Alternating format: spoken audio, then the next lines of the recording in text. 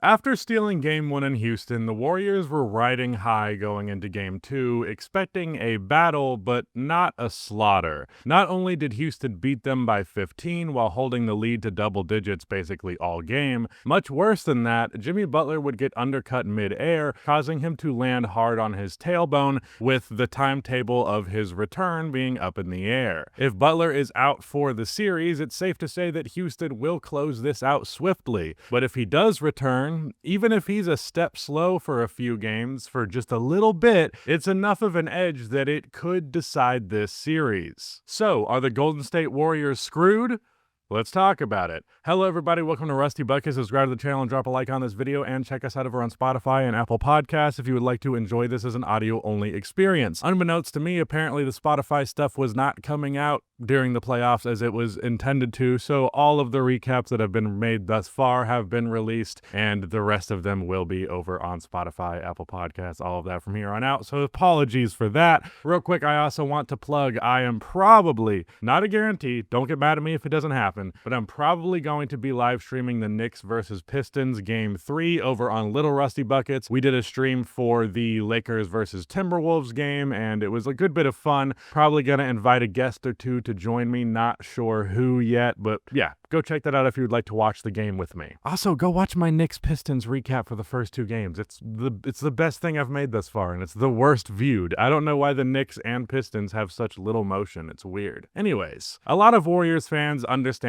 are dismissing this game in its entirety because of the Butler injury, but I still wanted to review this game because it still has a lot of lessons to teach us in general in the series, but it also is especially a good insight into, well, just how fucked the Warriors probably are without Jimmy. 3 questions I have going into this game. How will Ime Udoka adjust his rotation, especially in crunch time? That was a key reason why they lost Game 1, because he decided to sub his starters into the game in the final 2 minutes, which was a really weird decision, not only because 2 of his starters had not been doing a particularly good job, arguably 3 of them, but also they managed to make a comeback and, be in a fighter's chance away from winning because of their tall ball lineup, so going away from it so late was just really weird. The other question, who will step up offensively for the Warriors to help Jimmy and Steph? I'm feeling Moody based on how he closed out Game 1. I wrote these notes pre-game. Well, we'll see what the question of that one is. And is Jalen Green bad? If he just cannot put up a stinker like he did in Game 1 without getting flamed beyond belief. With that said, in the first quarter, the Dubs had quite a few struggles on offense. Houston was physical and all up in their space at all time.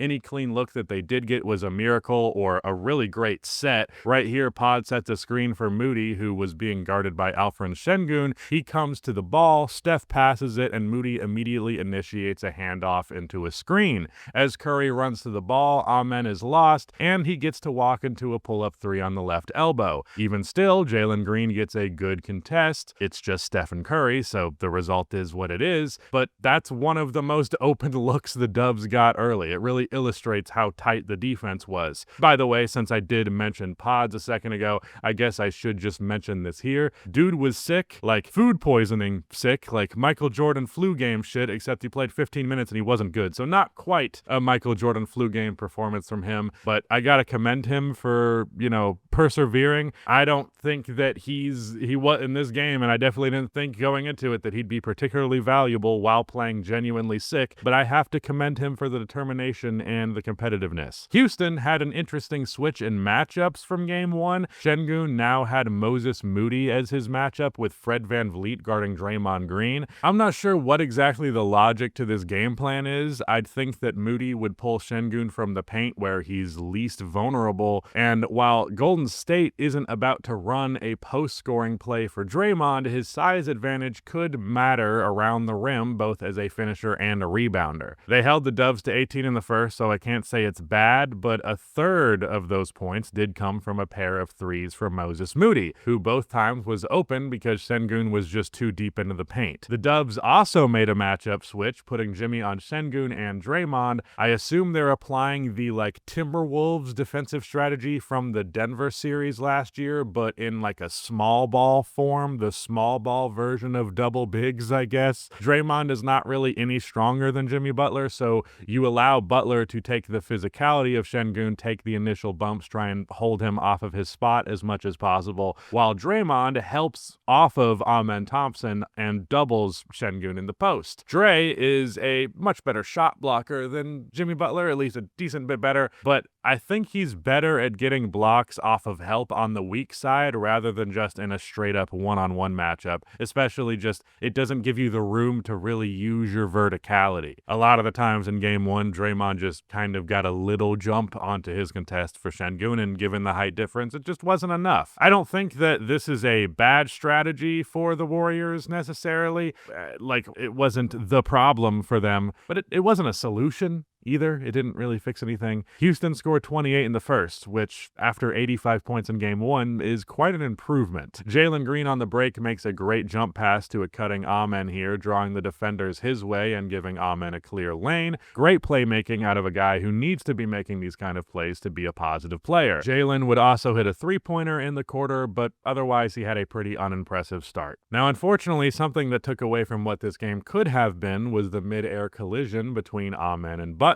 Jimmy falls on his tailbone, plays another minute or so, but then checks out, and he did not return to the floor after that. The play did initially look like Amen undercut him, but it was actually Draymond pushing Thompson. It's not an illegal push, I don't think, really. It's just the way that momentum works. Just unfortunate. This is the ugly side of the physical basketball shit that me and you, most people, like to romanticize. There are a lot of people pointing fingers, and I think it's dumb as fuck. There is no player here who did anything dirty. Sure, there's something that could have been done, but you guys are criticizing microsecond decisions, and when everybody has universally agreed that we're gonna put hands on each other and we're going to hit you hard and shit, this is going to be the consequence. Like, we can't have this physical ass play, but then also complain anytime someone gets hurt, because anytime someone gets hurt like that, it doesn't automatically mean things are dirty. You just want someone to blame. You're upset about the loss, but sometimes bad shit just happens. It's not fun. It's not a good thing to accept. It's not enjoyable to accept. Well, it is a good thing to accept. It's not enjoyable, though. I don't want to talk about this more. I hate every time the foul discussion or the injury shit like that, or players get in a fight. It's just stupid. I'm trying to talk about basketball, not MMA and empty posturing. The Dubs are now missing their second best player in a game that has already started poorly. That's the primary takeaway I have here, as the Rockets lead 28-18. Now, in the second quarter with Butler out, Steve Kerr looked to the end of his bench, and then he let out a deep sigh, and he told Jonathan Kuminga to check into the game. I don't take any issue with this, because the only reason that Jonathan Kuminga could not be playing in this series is Jimmy Butler.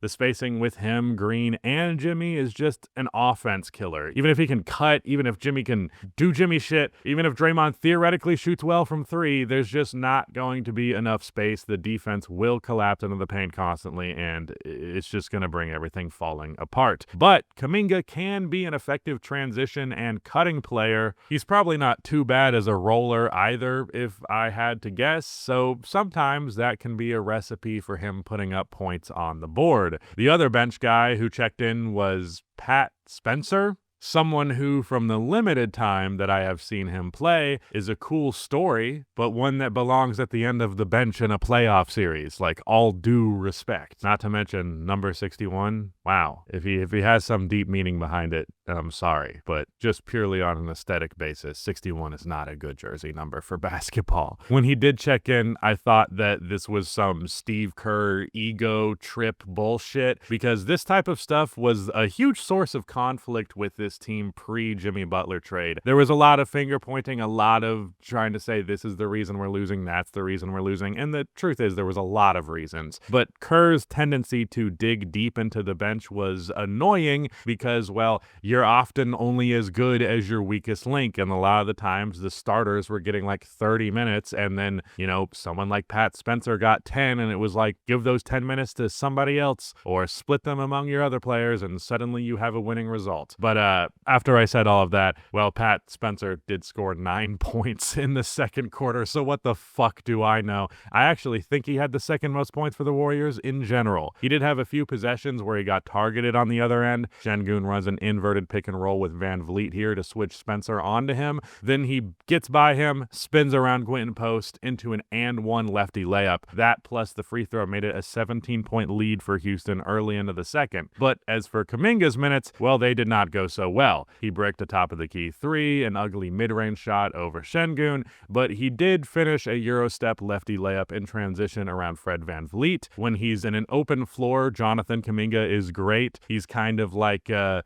not good really, but like in this context, kind of version of James Worthy, just a athletic ass forward who's really hard to stop in transition. But when it comes to shooting and shot selection, man, he's just not that guy, especially not that guy by comparison to how much they want him to be and how much he seems to think that he is. For Houston, Tari Eason was a huge contributor to the scoring in the first half, finishing with 12 points on 5 of 6 shooting, hitting a pair of threes, and scoring in transition. But Houston's scoring leader at halftime was Jalen Green with 15. He hit 3 of his 8 3-point attempts, including this step back at the top of the key over Kevon Looney off of the switch. The Warriors continued to struggle offensively. They had 9 turnovers after 2 quarters. Gary Payton missed a wide open dunk. It just seemed like everything was going wrong. But suddenly, out of nowhere, both teams started trading threes like crazy. Like, so shockingly out of nowhere, they just completely flipped the switch. First of all, it was Şengün wide open at the top of the key. Like, the defense didn't respect him at all, and he waited forever, but it was a 3-pointer that went in. That one wasn't a big shock. Then on a Stephen Curry drive, and then following that with a series of swing passes, Buddy Hield was left wide open for a warm-up shot at the top of the key. But the rest of them would be tough looks. Fred walked up the court and hit a step-back 3, the only one that he made of his 7 attempts, so it was like, wow, everyone's hitting threes right now. I guess I'll finally hit a shot if I take one. Steph here hits a fucking wild 3, probably should have received a foul call here, which was definitely something that got a lot of discussion after. There were some bad non-calls on Steph for sure.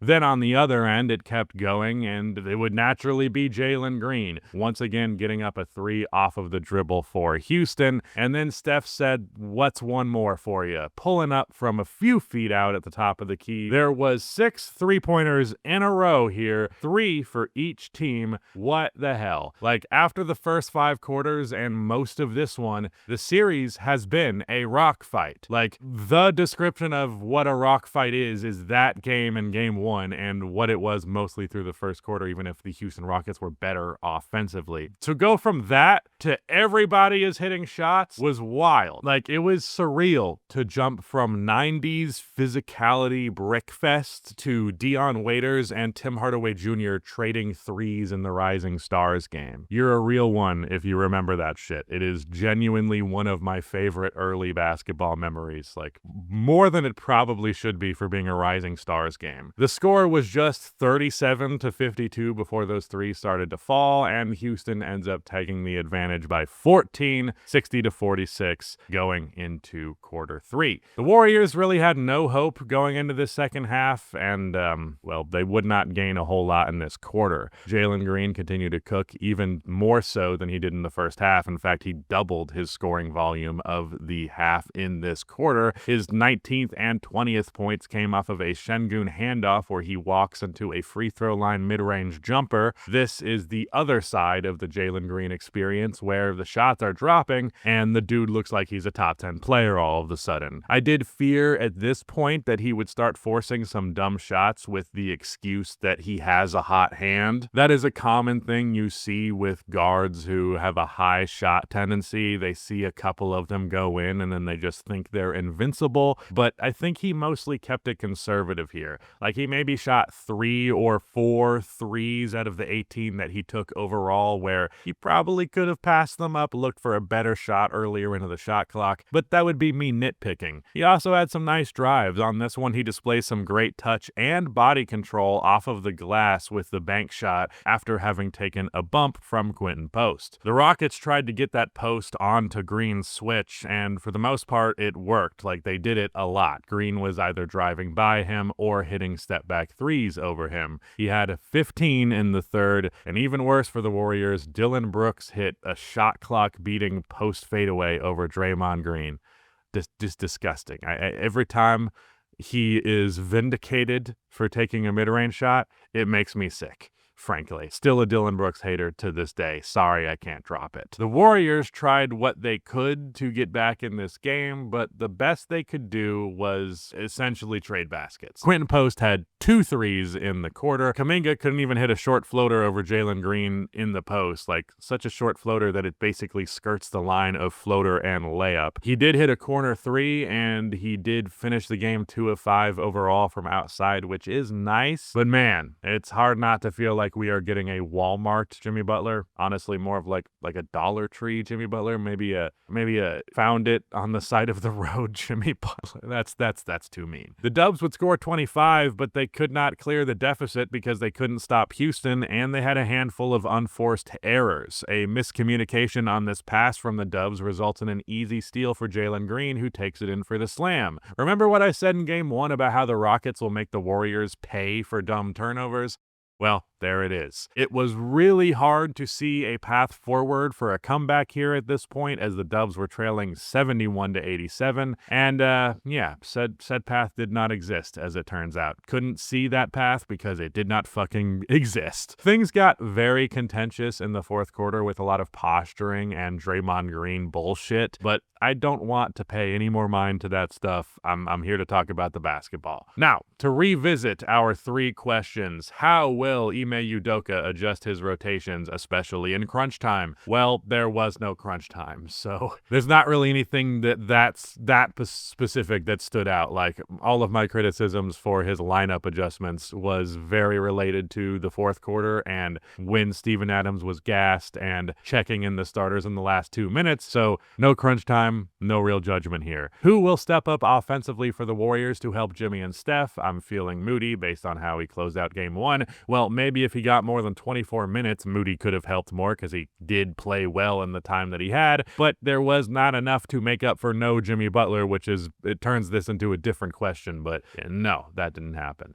Is Jalen Green bad? He cannot put up a stinker like Game 1 without getting flamed beyond belief? Well, yeah, no. He's not bad, at least he definitely wasn't in this game, and at least not on some sort of official basis. I've kind of wondered where exactly Jalen Green will fall in line in terms of playoff performance, because he always has this tendency to heat up at the end of the year. So I've always been like, is that going to carry over into the playoffs? Is he going to be hot at the end of the year too, like even beyond the end of the regular season? Or will the playoff coverage just make life a lot harder? And I must say, he was not only hitting more shots in this one, but he was generating more space, and he was getting more good, clean catch-and-shoot three-point looks. So great stuff from him across the board, and not just purely the shots were going in now type of thing. Like, he tangibly made some adjustments. For some notes on the Houston Rockets, if Jalen can be a shooter like this going forward, it dramatically raises their ceiling. Beyond the 38 points, which obviously stands out, he went 8 for 18 from outside. I'm not expecting him to hit 8 three-pointers, nor take 18 of them per game, but he was a very, very reliable catch-and-shoot option. I think more of his threes than not were catch-and-shoot. Tari Eason also deserves his flowers for stepping up. 14 points on 6 of 9 shooting in 24 minutes of action, did most of his damage in the first half. I think he had 12 of those 14 there, but hey, good stuff. I actually think the transition layup in the third quarter Euro step on a 3-on-1 was his only other bucket, but a very impressive one. Not as good of a scoring Şengün game, but he got 16 or 17 boards and 7 assists. I like seeing his playmaking being utilized more because it didn't feel like it was all that prominent of a feature in Game 1. Does Fred VanVleet suck is the real question, because so far he is 3 for 20 from 3, 6 of 27 from the field overall. Frankly, for the fact that his defense isn't even that amazing, and they're having him on Draymond Green. I think they want him to play passing lanes and stuff like that, which is cute, but like he's not some major facet of their defense really, and he's a pretty good but not great playmaker. He had 7 assists in the first game, but I don't even think he had 5 in this one. Like, what does he bring if he's not going to be a good 3-point shooter, taking 10 of them a game? He doesn't take 2-pointers. He isn't breaking down the defense that often, and he's usually just making okay reads that I think someone else can. I honestly don't know how he shoots the ball as poorly as he does, as much as he does, and still gets as many minutes as he does. He played 43 minutes in this game, the most of any team. I don't get it. Maybe there's some nuance of the game that I am missing. There could be some shit that he's doing that's on a smaller scale that's harder to read, but the very obvious stuff, which is 3-point shooting and hitting them whether or not he does that stuff he's fucking failing at big time. And he's a very streaky 3-point shooter, so he might have a game where he hits them. I wouldn't be shocked at all if suddenly he has a game where he hits them, but thus far, he's been terrible. I am curious to see what comes of their matchup switch. It's an interesting choice. I don't think much of it came one way or the other, like is anything major. Like I said, more passing lane stuff for Fred. I think he got 3 steals in this one. I know he also had a couple of deflections, so, you know, I'm not saying he's a bad player, but he basically gets treated like he's their most important player a lot of the time, and it's very confusing to me. Also, once again, they rebounded the Golden State Warriors by a lot, out-rebounding them by 15 in this game. They out-rebounded them by 16 in game 1, so it's a hell of a standard deficit that they're setting here. I don't know if they will have a better shooting night than they did in this game in the playoffs again. 40 attempts is pretty high for them. I don't think they're an especially low 3-point volume team, as I recall, but they're not a particularly good one, and they hit 15 of these 40 attempts, around 37%. It's not impossible to replicate by any means. Like, it's not a crazy high standard that's like that hard to reach, but it's better than they're typically good for. So maybe another game or 2, probably only another one in this series where they could conceivably shoot that well,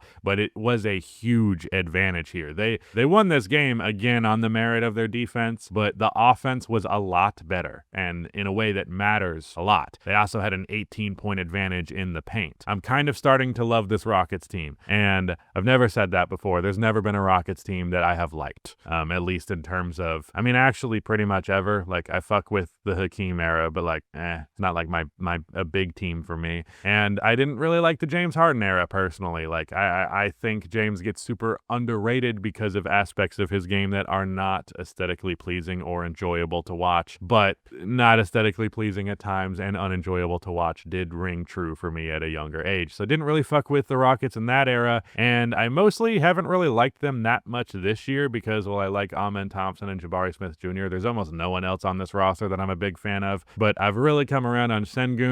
Been really fun to see Steven Adams do the stuff that he does. I really like Tari Eason and what he brings to the table. Don't care for Fred VanVleet or Dylan Brooks. Can't let that slide, but otherwise, good stuff. Really like this team. I really love their play style. I love how committed they are. It's committed to the way that they play that they are. It's really cute. Like, I appreciate that. They also got the fast break a good bit more. I think they only got 10 points. It was 10 instead of 4 from game 1, so it's not crazy. It's nothing that big, but it's enough. And they also got a bunch of buckets in the semi-transition, which I don't think there's any tracking data for. But I can tell you, they got a lot of shots that were like 8 to 10 seconds into the clock. Now, as for some notes on the Warriors, Steph cannot do this alone. He can't even average 30 alone in this context, I don't think. Not in the way that he's had the ability to before. He had 20 in this game. He had 6 turnovers, I think, 5 turnovers, a good amount of them. But beyond just him not being able to do this, which is indicated by the fact that earlier on in the year he was averaging 22-ish points per game, carry jobs just don't work anymore. Not against a team that is as solid as Houston. I mean, I don't think the Indiana Pacers are really all that as a team. They're just like a competent, pretty good NBA team in the Eastern Conference, so that makes them, by contrast to the Milwaukee Bucks, look like a joke. But like, that series is a great indicator. Like, if Giannis can't carry them to even being competitive in that series, maybe something will change in the next 2. We shall see. They are going back to Milwaukee. But, like, I just don't think the carry job stuff, as indicated in that series, as indicated by Steph in this one, it just doesn't work. It doesn't work anymore, not in the modern NBA, not against a team as good as the Rockets, man. There's just too much depth. There is too much stuff that is not. The basketball has been less determined by a single individual in the last 5 years than probably any other time in the history of the NBA.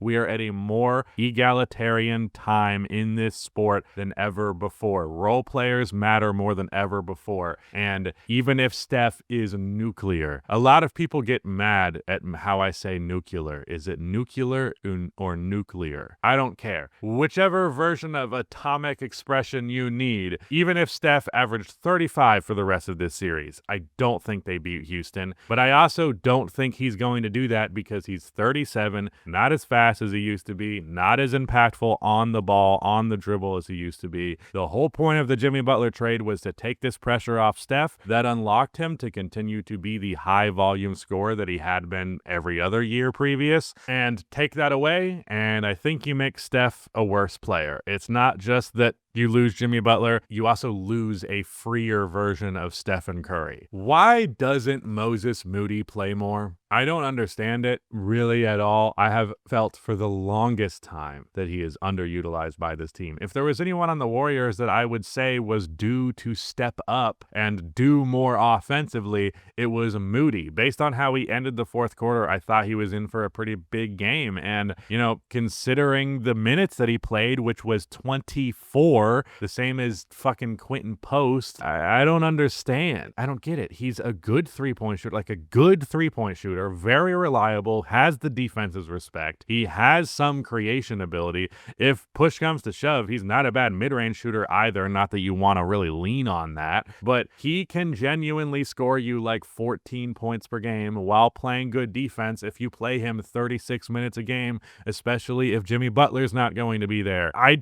God, Moses Moody needs to be on another fucking team. He deserves better than this. He has been a genuinely very good 3-and-D player for quite a while now, just to continually get disrespected in the rotation. Like, I'm getting fucking tired of some of Steve Kerr's bullshit. Don't get me wrong, like, he's still a good coach, but there's so many things that he chooses to do that drive me up the fucking wall. And playing Moses Moody 24 minutes was one of those things. Cam Spencer, what was the deal with that? Like, yes, he did good. He scored the ball pretty well. He banked in a three-pointer, which is a little fluky, obviously, but pretty much everything else besides that was just running in transition, being in the right place at the right time, which is commendable, but Moses Moody can do all of that shit too. So how about the 12-ish minutes that you gave to Cam Spencer? You just fucking play Moses Moody, who's your starter, who has been good all year and has been really good, was good in the minutes he played, was good in the fourth quarter of the last game. Like, come on, man. Moving on to the younger player who also had been disrespected by the Warriors forever, but recently gained that respect and then lost it again because he's a worse player than Moses Moody. Like, he's about to get ripped apart, so I feel bad for harking on this negative stuff for him because I think this series is going to make or break what his next paycheck is. Like, there's a lot of motivation here. Like, there's a lot of reason for him to want to play good, but he's also coming off of kind of a weird end to the year. He's definitely not in a very good mental place at the moment. That's, getting benched is a difficult thing, and sometimes it makes you and sometimes it breaks you, and he didn't play good in this game. He played okay. The 2 for 5 from 3 was nice, but also every goddamn one of them except for one of his misses was wide open, so I don't know. We'll see. Quentin Post was good, 4 of 8 from outside, respectable enough defense. He got targeted by Jalen Green a few times, but it wasn't anything that was like disastrous. Draymond had 5 turnovers, and he also kept causing ruckus and fights and shit. It was stupid and annoying, and I fucking hate it. The Dubs shot the 3 very well in this game, 17 for 43 from outside, which is 39.5%, but they shot bad inside. All of their opportunities inside the arc were rough. They didn't get that many of them, first of all, but they hit just 16 of their 37 two-point attempts, which, that's not fucking awful, but the league average two-point percentage this year was 54%. 44.5%, not 43%. Pajimski being sick sucks because he could have been a spark. Like, he was very big for them in game one. I didn't really feel like he was going to repeat the level in which he played in game one, but he definitely could have contributed more if he did not have food poisoning. Also, the Warriors shot 60% at the line on 18 attempts.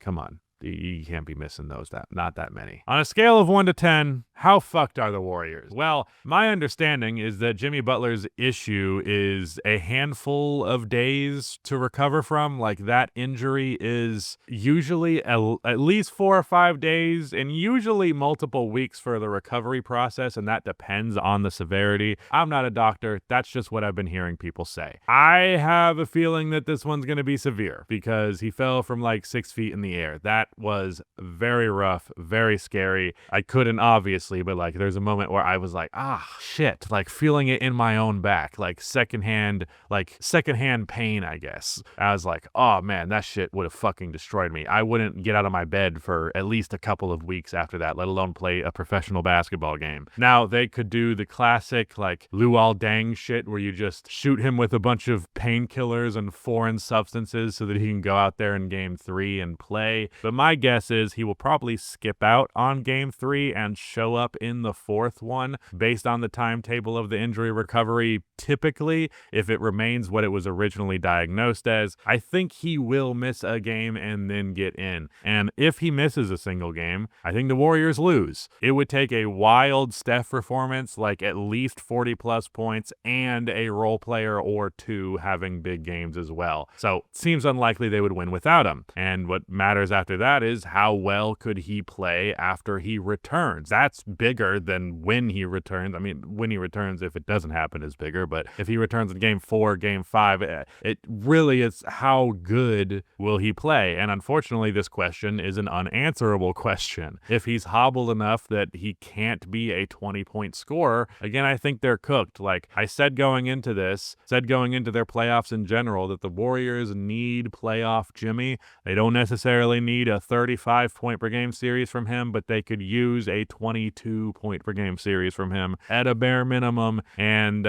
if he's just kind of like, yeah, I'm going to put up 15, 5, and 5, play pretty good defense, but I'm not like locked in, not really, if I'm 80% of what I normally am, I just don't think that'll be enough. I would put their fucked level at about a 6 out of 10. Maybe Jimmy Butler is a superhuman and he can just shake off that fall like it's nothing, but I'm not feeling confident in that as of now. I really hope not, because as an impartial fan, I loved game 1. I thought it was the best game of the playoffs thus far, and I still think it is. We'll see how it continues, but I really thought we were going to get an all-time classic series here. Hopefully we can. Hopefully that is still within the window of possibility, but I am very fearful that it is not. Thank you so much for watching. Let me know what you thought of the recap. Let me know if you had any criticisms, any things that I missed, any details. But with that said, that is it. Shout out to Rudy for editing this video, and goodbye. Oh, also, again, stream for Knicks game, Pistons game. Check it out. It'd be fun. We had a good time.